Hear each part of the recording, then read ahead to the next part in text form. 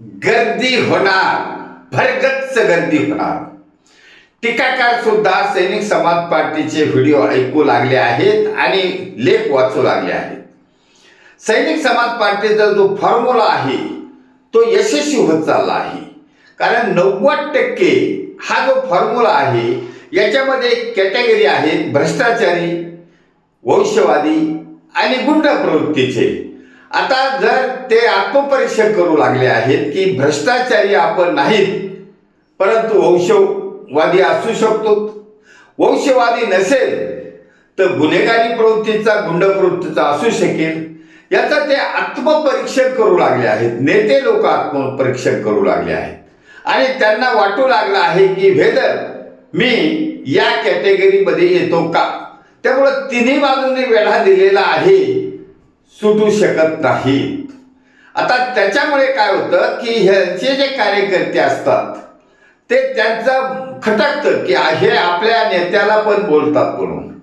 तुमच्या नेत्याला आम्ही डायरेक्ट बोलतच नाही, आमचं डायरेक्ट हिट आहे, ही सर्वांना लागू पडेल, ज्याला लागू पडेल त्यांनी ते समजून घ्यायचं की हे आपल्यासाठी पण आहे.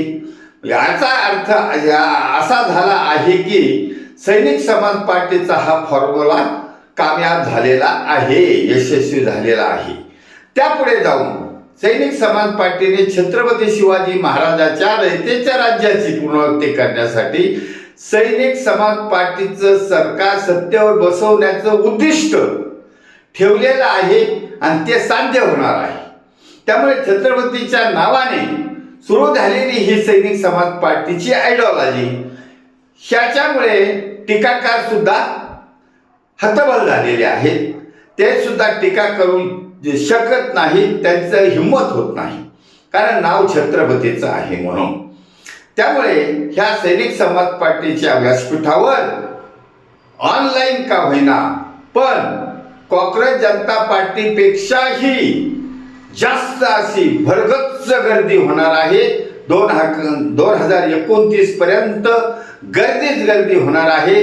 त्यामुळे या गर्दी करणाऱ्यांचे सर्वांचे स्वागत करण्यात येत आहे. धन्यवाद. भारत वर्ष की जय.